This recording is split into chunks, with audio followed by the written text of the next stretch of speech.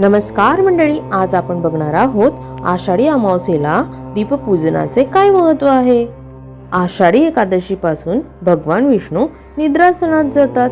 त्या दिवसापासूनच चातुर्मास सुरू होतो।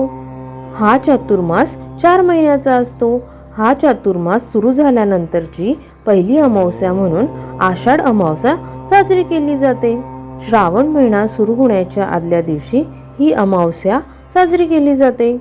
या अमावस्येला आषाढ अमावस्या, दीप अमावस्या म्हणून ओळखले जाते। महाराष्ट्रात या अमावस्येला गटारी अमावस्या म्हणूनही ओळखले जाते। यंदा ही दीप अमावस्या महाराष्ट्रात 4 ऑगस्टला साजरी केली जाणार आहे। यंदा श्रावण महिना 5 ऑगस्टला सुरू होणार आहे, त्यामुळे आदल्या दिवशी 4 ऑगस्टला ही दीप अमावस्या मोठ्या उत्साहात साजरी केली जाते। या दीप अमावस्येला दिव्यांची खास आरास केली जाते आणि त्यांची पूजा केली जाते। या दिवशी दिव्यांची पूजा करण्याचे खास महत्त्व आहे। अमावस्येला दिव्याची पूजा करून श्रावण महिन्याचे उत्साहात स्वागत केले जाते। दीप अमावस्येला दिव्यांची पूजा करण्याची योग्य पद्धत कोणती? चला तर मग जाणून घेऊया। दीपपूजनाचे काय आहे महत्त्व? हिंदू धर्मामध्ये दिव्याला मांगल्याचे आणि शुभ कार्याचे प्रतीक मानले जाते। कोणत्याही कार्याचा शुभारंभ करताना दिवा लावून देवाची मनोभावे प्रार्थना केली जाते। अंधारातून प्रकाशाच्या वाटेवर नेणारा दिवा हा मांगल्याचे प्रतीक आहे, त्यामुळे आपल्या भारतीय संस्कृतीमध्ये दिव्याचे विशेष महत्त्व आहे।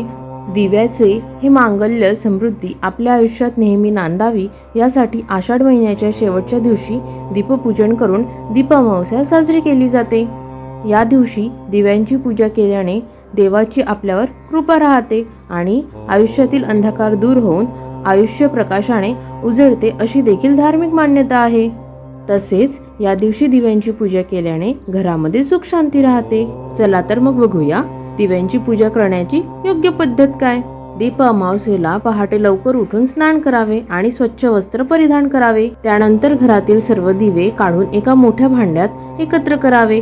आता एका मोठ्या भांड्यात गरम पाणी उकळून ते त्या दिव्यांवर टाकावे। या गरम पाण्यात दिवे काही वेळ भिजत घालून नंतर ते स्वच्छ घासून पाण्याने धुवून घ्यावेत। आता हे दिवे सुती कापडाने चांगले पुसून घ्या। त्यानंतर तुमच्या देवघरासमोर पाट किंवा चौरंग मांडून त्याच्या भोवती सुंदर रांगोळी काढून त्यात आकर्षक रंग भरावे। त्या पाटावर किंवा चौरंगावर लाल रंगाचे वस्त्र अंथरून त्यावर दिवे मांडावेत। आता या दिव्यांवर हळदी कुंकू आणि फूल वाहून पूजा करावी। त्यानंतर हे दिवे प्रज्वलित करावेत आणि त्यांना हात जोडून नमस्कार करावा। दीप अमावस्येची पौराणिक कथा वाचावी आणि आरती करावी। त्यानंतर देवाला दूध आणि साखरेचा नैवेद्य दाखवावा। मंडळी, तुम्हाला दीप अमावस्येची माहिती कशी वाटली कमेंट करून सांगा। आवडल्यास लाईक आणि शेअर करायला विसरू नका आणि चॅनलवर पहिल्यांदाच भेट दिली असेल तर सबस्क्राईब नक्की करा। धन्यवाद।